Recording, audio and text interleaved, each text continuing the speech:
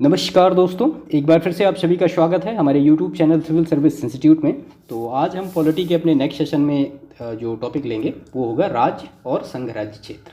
ठीक है, तो इसमें जो मतलब स्टार्टिंग से आप ये कह सकते हैं कि 1948 से ले करके और अभी तक का जो भी स्टेट को बनाया कैसे जाता है और उनसे कितने आर्टिकल रिलेटेड हैं, कौन सा शेड्यूल रिलेटेड है, कितने अमेंडमेंट किए गए, वो सारी चीज़ें हम यहाँ पे वन बाय वन एक प्रोसेस के हिसाब से समझेंगे और इस टॉपिक को इस लेवल पे यहाँ पे कवर करेंगे कि ये प्रीलिम्स परीक्षा के लिए और मुख्य परीक्षा दोनों के लिए ये टॉपिक आपका कवर अप हो जाए। ठीक है, क्योंकि ये जो है ये मुख्य परीक्षा के लिए भी काफ़ी महत्वपूर्ण टॉपिक है और प्रीलिम्स से तो निश्चित तौर पे मतलब मैच करने वाले प्रश्न कि आंध्र प्रदेश का गठन कब हुआ, हरियाणा का गठन कब हुआ, इस तरह से, और फिर जो स्टेट रीऑर्गेनाइजेशन कमीशन बना है 1953 में उससे रिलेटेड, फिर जो धर कमीशन बना है 1948 में, फिर या जेबीपी जो कमेटी बनी थी उससे रिलेटेड, तो बहुत सारे प्रश्न इससे अगर पिछले साल के प्रश्न पत्र आप उठा के देखेंगे तो आपको निश्चित तौर पे मिलेंगे। ठीक है, तो वो सारी चीज़ें हम यहाँ पे वन बाय वन डिस्कस करेंगे और इसके बाद जो इससे रिलेटेड लास्ट ईयर के प्रश्न हैं जो कि परीक्षाओं में सीधे सीधे पूछे गए हैं, प्रीलिम्स एग्जामिनेशन की यहाँ पे मैं बात कर रहा हूँ, तो वो आपको मिल जाएंगे। बाकी मुख्य परीक्षा की जो बात है तो उनको देखिए, मुख्य परीक्षा में जो प्रश्न पूछे भी जाते हैं तो वो इस लेवल के पूछे जाते हैं कि मान लिया जैसे कि कोई भी स्टेट बनाना है, वो छोटा राज्य है और बड़ा राज्य है अकॉर्डिंग टू पॉपुलेशन, अब उसके पक्ष में आप अपने तर्क दीजिए या फिर विपक्ष में अपने तर्क दीजिए। इस तरह से प्रश्न मुख्य तौर पर मुख्य परीक्षा में पूछे गए हैं पिछले सालों की अपेक्षा। ठीक है, तो चलिए हम यहाँ पर शुरू करते हैं वन बाय वन सारी चीज़ों को। देखिए, शुरू से लेके चलेंगे। देखिए, सबसे पहले अगर बात की जाए तो एक भाषा और एक राज्य की मांग उठी। ठीक है, एक भाषा एक राज्य, यानी इसका मतलब आप समझ रहे होंगे कि जहाँ पे एक लैंग्वेज है, एक लैंग्वेज को बोलने वाले लोग हैं, उनको मिला के एक राज्य बना दिया जाए।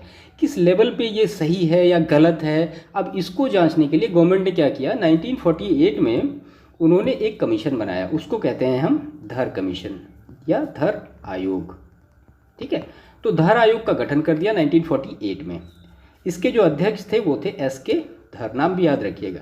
तो इन्होंने ये मांग पूरी तरीके से अस्वीकार कर दी कि एक भाषा और एक राष्ट्र ऐसा नहीं चल सकता। उसके पक्ष में उन्होंने कुछ कारण दिए, कौन कौन से वो कारण दिए थे वो हमें भी आगे डिस्कस करेंगे। इसके बाद फिर अगेन दूसरी कमेटी बनाई गई, उसका नाम था JVP समिति, JB और P कमेटी, यानी जवाहरलाल वल्लभ भाई पटेल और पट्टाभी सीतारामैया, ये तीनों लोगों को मिलकर एक कमेटी बनाएगी 1948-49 में।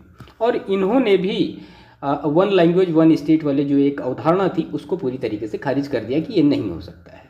अब जब एक भाषा और एक राज्य की मांग अस्वीकार कर देगी, दो कमेटियां बैठी थी उन्होंने साफ तौर पे मना कर दिया। तो उसके बाद क्या हुआ, आंध्र प्रदेश में पोट्टी, नाम आप याद रखिएगा, श्री रामुल्लू, इनके नेतृत्व में एक आमरण अनशन हुआ। 56 दिनों तक इन्होंने भूख हड़ताल रखी और 1952 में इनकी क्या हुई, मृत्यु हो गई। उसके बाद फिर आंदोलन क्या हो गया, आंदोलन जो है वो हिंसक हो गया और उसके परिणाम स्वरूप क्या किया, 1 अक्टूबर 1953 को आंध्र प्रदेश का गठन हो गया।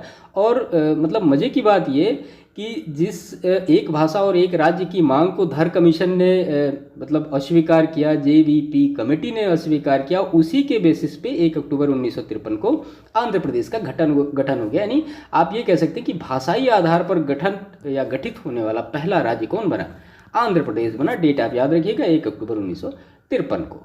ठीक है, तो ये हो गया। उसके बाद क्या हुआ, 1953 में 1953 एक स्टेट रीऑर्गेनाइजेशन कमीशन बनाया गया, स्टेट रीऑर्गेनाइजेशन कमीशन यानी राज्य पुनर्गठन आयोग, इसका गठन किया गया। इसके अगर चेयरमैन की आप बात करेंगे तो वो थे जस्टिस फजल अली, न्यायाधीश फजल अली, और इनके जो मेंबर थे, एक दो बार प्रश्न पूछा गया है, तो वो थे हृदयनाथ कुंजरू और KM पनिक्कर। ये दो नाम आप याद रखिएगा मेंबर के, और जो अध्यक्ष थे न्यायाधीश फजल अली। अब इन्होंने सिफारिश क्या क्या की कि पहली बात तो इन्होंने कहा कि जो भाषाई राज्य की मांग है उसको पूरी तरीके से अस्वीकार कर दिया गया। ठीक है, इन्होंने भी वही कहा कि एक भाषा एक राज्य वाली कोई कॉन्सेप्ट चल नहीं सकता यहाँ पे। दूसरी चीज़, इन्होंने कुछ सुझाव दिए, वो सुझाव महत्वपूर्ण है मुख्य परीक्षा के लिए और प्रीलिम्स के लिए भी, वो आप सुन लीजिए। इन्होंने मतलब ये बताया कि राज्य के गठन का बेसिक आधार क्या होना चाहिए। तो इसमें जो पहली बात स्टेट रीऑर्गेनाइजेशन कमीशन ने बताई वो था कि भारत में एकता व अखंडता को मजबूत बनाना। दूसरी चीज़ जो बताई कि प्रशासनिक, आर्थिक और वित्तीय हितों पर ध्यान रखना। तीसरी चीज़ जो बताई कि नियोजन की क्षमता का भी ध्यान रखना चाहिए किसी भी स्टेट को बनाने के लिए। चौथी बात जो इन्होंने बताई कि लोगों के कल्याण की राज्य की क्षमता भी देखनी चाहिए किसी भी स्टेट को मेक करने या बनाने के लिए। और पांचवी बात जो बताई, सांस्कृतिक व भाषाई एकरूपता, ये सबसे लास्ट में रखा है। तो ये जो है स्टेट रीऑर्गेनाइजेशन जो कमीशन बना उसके कुछ सुझाव थे कि इस बेसिस पे आप किसी भी राज्य को बना सकते हो, केवल एक भाषा एक राज्य लेने से काम नहीं चलेगा। अब स्टेट जो रीऑर्गेनाइजेशन कमीशन बना था उनकी सिफारिश पे क्या किया गया, पहले जो था ए, बी, सी और डी टाइप के जो कैटेगरी थे स्टेट्स के उनको फिनिश कर दिया गया और आयोग की सिफारिशों को स्वीकार करने के बाद ये सारी चीज़ें की गई।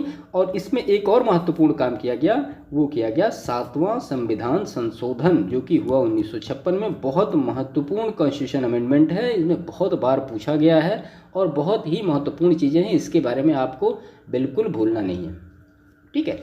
और इसी में जो 7वां संविधान संशोधन अधिनियम 1956 में हुआ, राज्य पुनर्गठन अधिनियम 1956 पारित हुआ और इसी का परिणाम हुआ कि 1956 में क्या किया गया, 14 राज्य और 6 संघ राज्य क्षेत्र बनाए गए, ठीक है। अब यहाँ से मेन कहानी शुरू होती है। इसके बाद अगर आप देखें कि नवंबर 2020 तक का कंडीशन क्या है, नवंबर 2020 तक की 28 राज्य और 8 संघ राज्य क्षेत्र, ठीक है, जिसमें से 26 जनवरी 2020 को दादर नागर हवेली और दमन दीव को ऐड कर दिया, उन्हें मिला। तो ये सारी चीज़ें जब राज्य पुनर्गठन अधिनियम 1956 पारित हो गया तो फिर उसके बाद 1960 में क्या किया गया, बॉम्बे प्रांत को 2 पार्ट में डिवाइड किया गया, महाराष्ट्र और गुजरात में। 1960 में इसका गठन हुआ और 1960 में इसका भी गठन हुआ। उसके बाद 1963 आया, 1963 में नागालैंड का गठन हुआ और ये 16th स्टेट बना इंडिया का। 1966 की बात करेंगे तो फिर पंजाब को बांटा गया हरियाणा और चंडीगढ़ में, जिसमें से हरियाणा को 17th स्टेट बनाया गया और चंडीगढ़ को क्या किया गया, वो संघ राज्य क्षेत्र बनाया गया, ठीक है। तो पंजाब को जब बांटा गया, यहाँ पे एक महत्वपूर्ण पॉइंट है, एक आयोग बैठा था, शाह आयोग, 1966 में, ठीक है। तो इन्होंने कहा था कि पंजाबी भाषा से पंजाब बना दो और हिंदी भाषा से क्या बना दो, हरियाणा बना दो। 1971 आते आते हिमाचल प्रदेश को एक राज्य का दर्जा दे दिया गया। पहले ये केंद्र शासित प्रदेश था जो कि भारत का 18वां राज्य बना।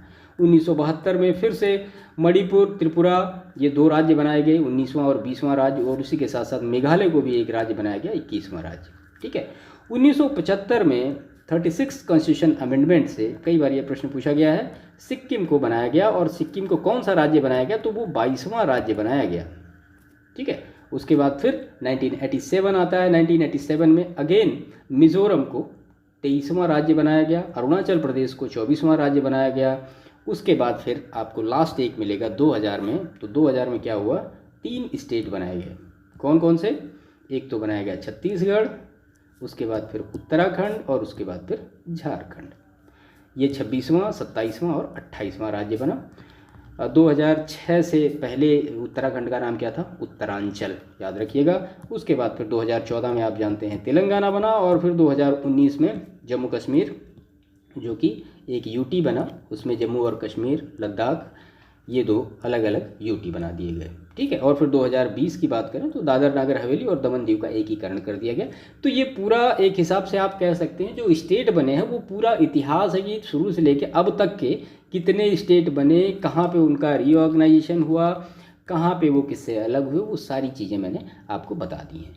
जो भी मैंने चीज़ें यहाँ पर डिस्कस की हैं वो आप लास्ट ईयर के अगर प्रश्न उठा के देखेंगे या आपने देखे होंगे तो आपको लग रहा होगा कि ये सारी चीज़ें प्रश्न पूछे गए हैं। अभी आप लास्ट ईयर के प्रश्न हमने यहाँ पे रखे हुए हैं, अभी आप देखेंगे तो आपको ये लगेगा कि हाँ जो चीज़ें मैं डिस्कस कर रहा हूँ वो पूछे तो गई हैं, और भी बहुत सारी चीज़ें ऐसे मैंने डिस्कस की हैं जो प्रश्न में नहीं पूछे गए, तो हो सकता है वो नेक्स्ट टाइम एग्जामिनेशन में पूछी जाए। चलिए इसके बाद इसमें कुछ महत्वपूर्ण चीज़ें और देख लेते हैं। तो विदेशी क्षेत्रों का भारत में विलय, देखिए विदेशी क्षेत्र सबसे पहले हम लिखते हैं दादर नागर हवेली, ये पुर्तगाली नियंत्रण में था। 1954 में इसका विलय किया गया और 1961 में इसको क्या बना दिया गया, संघ राज्य क्षेत्र बना दिया गया। और ये अलग मतलब मिला कैसे था इंडिया को, तो जो इंटरनेशनल कोर्ट था उसके द्वारा भारत के पक्ष में निर्णय दिया गया था। इसके बाद दादर नागर हवेली पर भारत का अधिकार हुआ, पुर्तगालियों ने अपना नियंत्रण छोड़ दिया। नेक्स्ट की बात करें तो इसके बाद इसमें आता है गोवा और दमन दीव। ये भी पुर्तगाली नियंत्रण में था। 1961 में पुलिस एक्शन के थ्रू इसका विलय किया गया और 1962 आते आते इसको एक यूटी बना दिया गया। ठीक है। उसके बाद नेक्स्ट की अगर हम बात करें तो मिलेगा आपको पुडुचेरी। 2006 से पहले इसका नाम क्या था? पौंडीचेरी। ठीक है। 2006 के बाद इसका नाम क्या हो गया? पुदुचेरी। ये फ्रांस के नियंत्रण में था और 1954 में एक समझौते के द्वारा, यानी जो समझौता हुआ था वो 14th कॉन्स्टिट्यूशन अमेंडमेंट से इसको भारत में मिला लिया गया। तो ये तो इसका एक हिस्टोरिकल बैकग्राउंड हो गया। अब हम बात करते हैं कॉन्स्टिट्यूशन की। तो कॉन्स्टिट्यूशन की अगर आप बात करेंगे तो पार्ट 1 यानी भाग 1 और आर्टिकल कितने रिलेट करते हैं तो 1 to 4 यानी 1 2 3 4 और शेड्यूल कितनी रिलेट करती हैं तो दैट इज शेड्यूल इज़ 1। अब जो आर्टिकल 1 है, हम सारे आर्टिकल देख लेते हैं, चारों कोई बहुत ज़्यादा नहीं है, चारों से महत्वपूर्ण है। तो आर्टिकल 1 में क्या कहा गया? इसमें कहा गया कि देश का नाम और दूसरा क्या? संविधान की प्रकृति। तो देश का नाम भारत या इंडिया, दो नाम है। और संविधान की प्रकृति कैसी है तो वो यूनियन ऑफ स्टेट है, यूनियन ऑफ स्टेट। ठीक है। अब यहाँ पे यूनियन ऑफ स्टेट में कौन कौन से चीज़ें आएंगी तो इसमें 3 चीज़ें आ रही हैं। एक, वे राज्य जो अनुसूची 1 में वर्णित हैं वो आएंगे। दूसरे, संघ राज्य क्षेत्र जो अनुसूची 1 में वर्णित है वो आएंगे। और तीसरी बात ये होगी कि ऐसे राज्य क्षेत्र जो कि अर्जित किए जाएं वो भी इसी में आएंगे। इसको हम कहेंगे यूनियन ऑफ स्टेट। ठीक है। तो ये हो गया आर्टिकल 1 पूरा। आर्टिकल अगर 2 की बात करेंगे तो भारत में नए राज्यों के प्रवेश की बात बताता है आर्टिकल 2। अधिकार किसको है तो जाहिर सी बात है पार्लियामेंट को है। और प्रक्रिया क्या होगी तो वो कोई ना कोई विधि बनाकर होगी और इसको कॉन्स्टिट्यूशन अमेंडमेंट नहीं कहा जाएगा। ये बहुत महत्वपूर्ण बात है कि कॉन्स्टिट्यूशन अमेंडमेंट नहीं कहा जाएगा। क्यों नहीं कहा जाएगा? क्योंकि आर्टिकल 4 में सीधा सीधा कहा गया है कि जो भी आप इस तरह से बना रहे हो या जो भी कर रहे हो उसको कॉन्स्टिट्यूशन अमेंडमेंट नहीं कहा जाएगा। अब उसको कॉन्स्टिट्यूशन अमेंडमेंट क्यों नहीं कहा जाएगा? क्योंकि जाहिर सी बात है वो एक साधारण बहुमत से पारित हो रहा है, तो कॉन्स्टिट्यूशन अमेंडमेंट कैसे हो सकता है? अगर विशेष बहुमत से पारित होता तो संविधान संशोधन होता। ठीक है। देखिए, जो चीज़ें मैं आपको बता रहा हूँ ये सब इंटरव्यू में काफ़ी हेल्प करती हैं आपको अपने जो नॉलेज है उसको थोड़ा सा एक्सटेंड करने में, बात करने में। बाकी मुख्य परीक्षा भी लिखते समय आप इन सारी चीज़ों को अच्छी तरीके से रख सकते हैं, एक अच्छा इम्प्रेशन पड़ता है। तो ये आर्टिकल 2 में सारी चीज़ें लिखी गई। अभी जल्दी जो हुआ था 100th कॉन्स्टिट्यूशन अमेंडमेंट 2015 में, भारत बांग्लादेश के बीच में, वो सारी चीज़ें आप जानते होंगे। आर्टिकल अगर 3 की हम बात कर लें तो इसमें नए राज्यों का प्रवेश, नाम, सीमा, क्षेत्र परिवर्तन, अधिकार जाहिर सी बात है ये भी संसद को ही है। और इसमें 2-3 कंडीशन है कि राष्ट्रपति के बिना पूर्वानुमति से पेश नहीं होगा और राष्ट्रपति द्वारा विधेयक को अनुमति देने के बाद ही राज्यों में ये जाएगा और उनसे राज्यों की राय ली जाएगी और जो राज्यों की राय होगी वो प्रेसिडेंट पर बाध्यकारी नहीं होगी। ये तीनों चीज़ें जो है आर्टिकल 3 से रिलेटेड है। और प्रक्रिया की बात वही होगी तो फिर विधि बना के होगी और दोनों सदनों में ये साधारण बहुमत से पारित होगा। और आर्टिकल 4 में सीधा सीधा ये कहा गया है कि ऐसे कोई भी संशोधन अगर इसमें होते हैं तो इसे संविधान संशोधन नहीं माना जाएगा। क्यों संविधान संशोधन नहीं माना जाएगा मैंने आपको बताया, क्योंकि ये सिंपल मेजॉरिटी से मतलब पास हो रहा है। तो ये बात होगी। अब मैं आपको छोटी सी चीज़ यहाँ पे बता दूँ, आप सबको पता होगी लेकिन फिर भी मैं बता रहा हूँ। सिंपल मेजॉरिटी क्या होती है? तो सिंपल मेजॉरिटी का मतलब होता है उपस्थित एवं मतदान करने वाले सदस्यों के बहुमत द्वारा पारित किया जाए। सपोज करिए कि 100 मेंबर उपस्थित हैं और चर्चा हो रही है, चर्चा के दौरान 20 मेंबर उठ के बाहर चले गए, तो बचे कितने भाई? हमारे पास 80 बचे। अब 80 में साधारण बहुमत कितना होगा? तो 1/2 80 कर दीजिए और +1 कर दीजिए। अब कितना निकल के आएगा? तो ये 40 हो जाएगा, यानी 41 मेंबर जो होंगे वो सिंपल मेजॉरिटी को कहेंगे। ठीक है।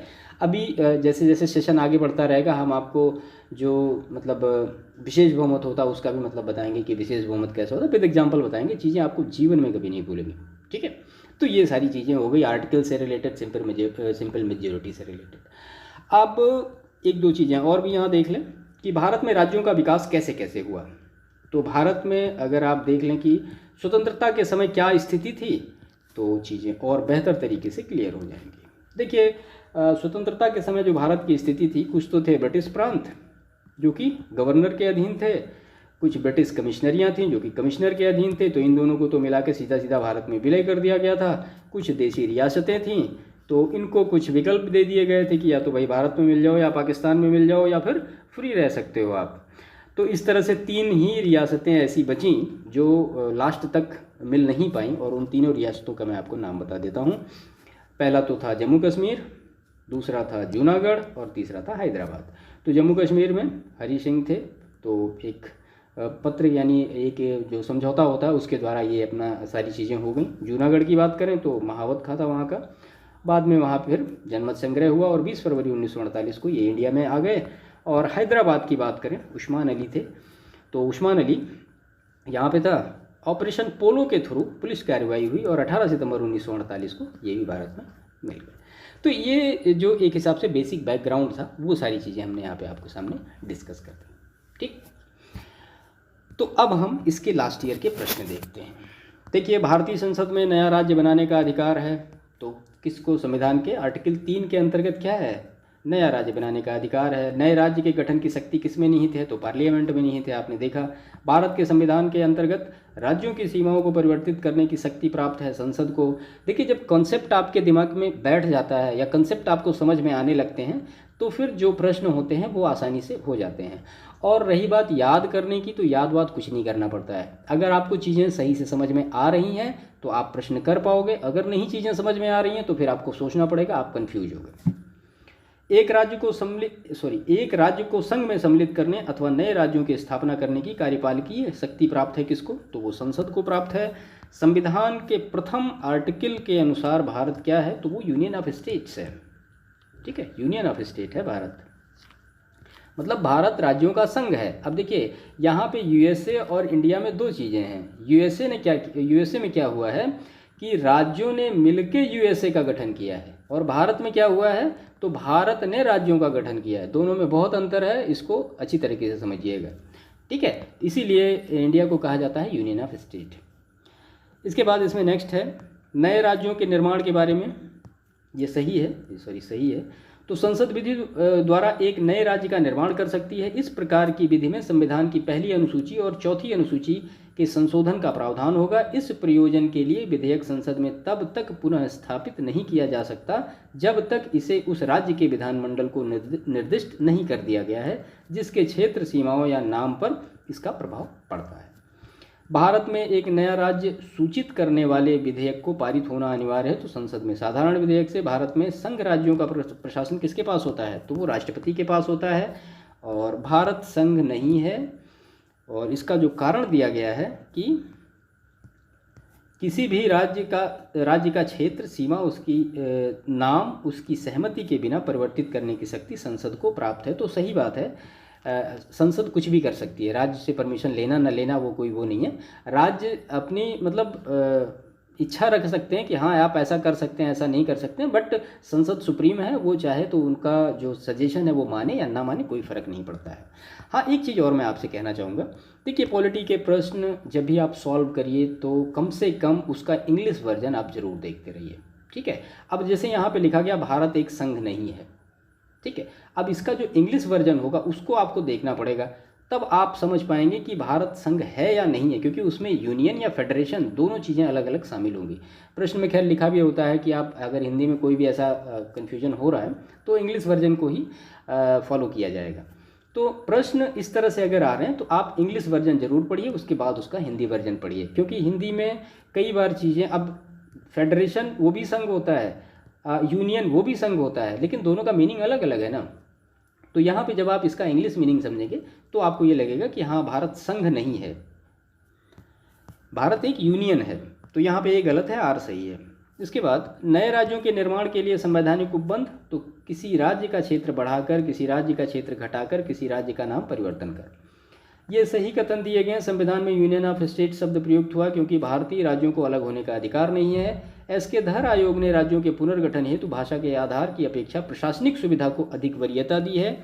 और पंडित नेहरू, सरदार पटेल और पट्टाभी सीतारमैया की अध्यक्षता में कांग्रेस कमेटी राज्यों के पुनर्गठन में भाषाई आधार के पक्ष में नहीं थी, जो हम पहले आगे डिस्कस कर चुके हैं। यदि भारतीय संघ में एक नए राज्य का सृजन किया जाना है तो संशोधन आवश्यक होगा। किसमें? प्रथम अनुसूची में। लोकसभा में केंद्र शासित प्रदेशों के लिए सीटें आरक्षित 20 हैं, और राज्य पुनर्गठन आयोग ने 1 नवंबर 1956 को कितने राज्य बनाए? 14 राज्य बनाए और 6 संघ राज्य क्षेत्र बनाए। सारी चीज़ें हम डिस्कस कर चुके हैं, कौन उसका चेयरमैन था, कितने मेंबर थे। भारत में संघ राज्य क्षेत्र अंडमान और निकोबार द्वीप समूह, दमन और दीव तथा पुडुचेरी। वह राज्य जिसकी राजधानी का नाम स्वतंत्रता प्राप्ति के बाद अभी तक नहीं बदला गया तो आंध्र प्रदेश। नई राजधानी के रूप में हैदराबाद के स्थान पर अमरावती प्रस्तावित है। दिल्ली क्या है तो एक यूटी है, यानी यूनियन टेरेटरी है, केंद्र शासित प्रदेश है। दिल्ली को राष्ट्रीय राजधानी क्षेत्र का दर्जा दिया गया तो 69th कॉन्स्टिट्यूशन अमेंडमेंट के थ्रू। इसके बाद फिर सही कथन है, गोवा को 1987 में पूर्ण राज्य का दर्जा प्राप्त हुआ। दीव और खंबात की खाड़ी में एक टापू है। दमन और दीव को भारतीय संविधान के 56वें संशोधन द्वारा गोवा से अलग किया गया। सिक्किम को विधिवत भारत संघ में एक पूर्ण राज्य के रूप में सम्मिलित किया गया तो 36वां संविधान संशोधन 1975 में हुआ है। और राज्यों का भारत के संपूर्ण राज्य का दर्जा प्राप्त होने का सही कालानुक्रम क्या है तो वो है नागालैंड, हरियाणा, सिक्किम और अरुणाचल प्रदेश। हमने आपको सारी चीज़ें बताई। अरुणाचल प्रदेश जो बना वो 1987 में, ये 75 में बना, ये 66 में बना और ये 1963 में बना। इन सारी चीज़ों को ऐसे ही याद रखिएगा, प्रश्न ऐसे ही आपको मिल जाएंगे। भारतीय राज्यों का उनके निर्माण के अनुसार कालानुक्रम क्या है तो सिक्किम, अरुणाचल प्रदेश, छत्तीसगढ़ और झारखंड। ये छत्तीसगढ़ और झारखंड में कन्फ्यूजन होता है, इसको बिल्कुल याद रखिएगा, मतलब कोई कन्फ्यूजन नहीं होना चाहिए। छत्तीसगढ़ स्वरूप में आया कब तो 1 नवंबर 2000 को। उत्तराखंड की स्थापना हुई तो 2000 में।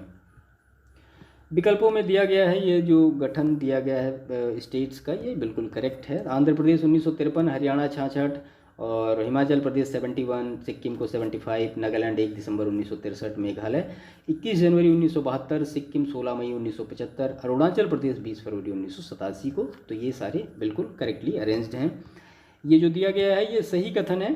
गोवा को दमन और दीव से अलग किया गया। बम्बई राज्य गुजरात और महाराष्ट्र में विभाजित किया गया। हिमाचल प्रदेश पहले क्या था, संघ राज्य क्षेत्र की संघ शासित प्रदेश था।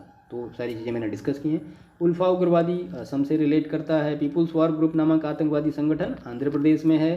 कावेरी जल विवाद के अंतर्गत राज्य कौन कौन से आ रहे हैं तो वो कर्नाटक है, तमिलनाडु है, पुडुचेरी है और केरल है। इसके बाद भाषा के आधार पर राज्यों के गठन हेतु राज्य पुनर्गठन आयोग की स्थापना की गई तो वो 29 दिसंबर 1953 को की गई। और भाषाई आधार पर भारत में सर्वप्रथम किस स्टेट का गठन हुआ तो वो आंध्र प्रदेश का गठन हुआ। आंध्र प्रदेश एक भाषाई राज्य के रूप में गठित किया गया कब, 1953 में। तो ये जो संघ और उनके राज्य क्षेत्र थे उसके बारे में कुछ महत्वपूर्ण प्रश्न थे जो कि हमने यहाँ पे देखे।